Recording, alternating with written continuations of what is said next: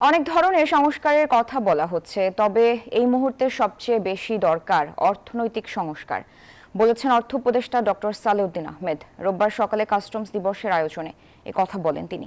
উপদেষ্টা বলেন, নিত্যপণ্যের চড়া দামে মানুষের কষ্ট হচ্ছে, সরকারি ব্যবস্থাপনা ঠিকমতো কাজ না করায় এমন পরিস্থিতি।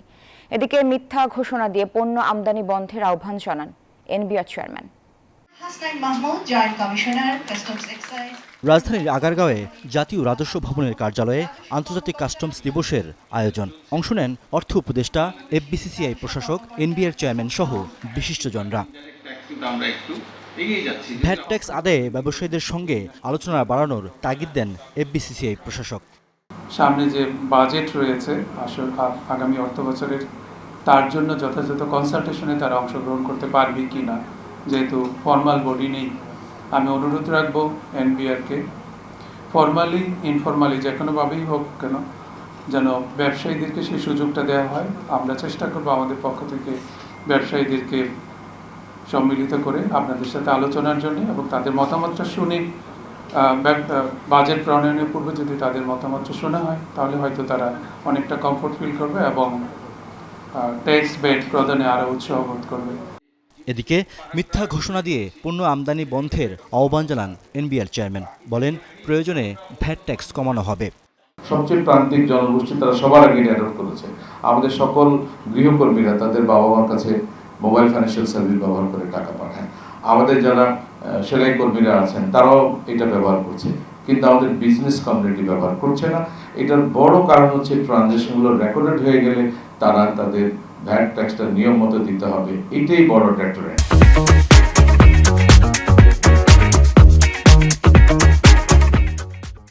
আমরা বলতে চাই, আমরা প্রয়োজনে ভ্যাটের হার কমাবো, ট্যাক্সের হার কমাবো, কিন্তু আপনারা দয়া করে আপনাদের যে প্র্যাকটিস, পুরনো প্র্যাকটিস যে সব ট্রানজ্যাকশন রেকর্ডেড না করা, এখান থেকে আপনারা বের হয়ে আসেন।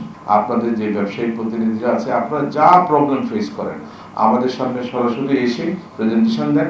আমরা প্রয়োজনে আপনাদের এইচএস কোড ঠিক করে দিব, ডিউটি স্ট্রাকচার ঠিক করে দিব। দয়া করে আপনারা এই যে মিথ্যা ঘোষণা দেওয়া এবং পরবর্তীতে ঝামেলা তৈরি হওয়া, আমরা এগুলোতে বেরোতে চাই। অনুষ্ঠানে অর্থ উপদেষ্টা বলেন, রাজস্ব আহরণ ও ব্যয় যেন যৌক্তিক হয়, সেদিকে জোর দিচ্ছে সরকার। আমাদের রাজস্ব আহরণ যদি যৌক্তিক হয় এবং ব্যয়টাও যৌক্তিক হয়, মানে আয় করে যাব, তবে সরকার বা তার অন্যান্য আনুষঙ্গিক সংস্থাগুলো ব্যয় করতে থাকবে, সেটা কাম্য না। এবং এইটাই বোধ হয় আপনারা সবাই আশা করেন।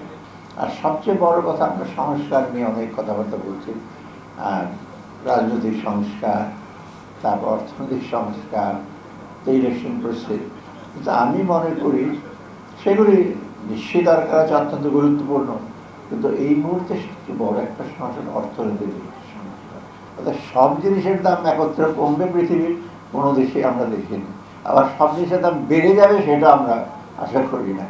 তবে এটা ঠিক, জনগণের ডেফিনেটলি জনগণের কিছুটা কষ্ট হচ্ছে, তাদের পাওয়ার ক্ষমতার মধ্যে থাকছে না অনেক কিছু, সেটা আমরা উপরে, তার মানে ইচ্ছাকৃতভাবে তো করছে না, আগে অনেক রকম কনস্ট্যান্ট আছে, আমরা চেষ্টা করছি। অনুষ্ঠানে জানানো হয়, আগামী এক সপ্তাহের মধ্যে উদ্বোধন হবে ন্যাশনাল সিঙ্গেল উইন্ডো। এর মাধ্যমে বন্দরে আমদানি রপ্তানি পণ্য খালাস প্রক্রিয়া সহজ ও দ্রুত করা যাবে। এখন থেকে সারা বছর অনলাইনে জমা দেওয়া যাবে tax return. Online tax return submission কিন্তু বন্ধ হবে না, এটা 365 দিনই লোকজন দিতে পারবে। অর্থাৎ রিয়াদ সুমন, নিউজ 24, ঢাকা।